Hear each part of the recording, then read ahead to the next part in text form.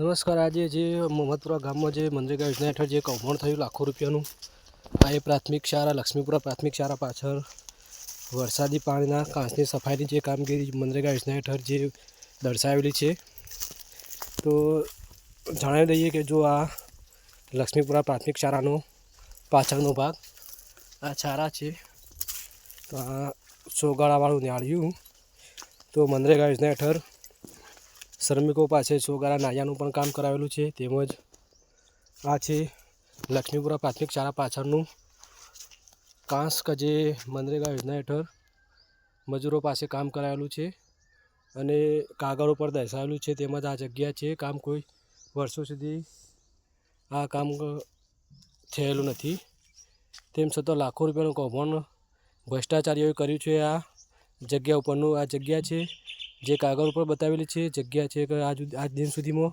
વર્ષ થઈ ગયા છે, કોઈ દિવસ કામ નથી થયેલું। તેમજ આ છે લક્ષ્મીપુરા પ્રાથમિક શાળા,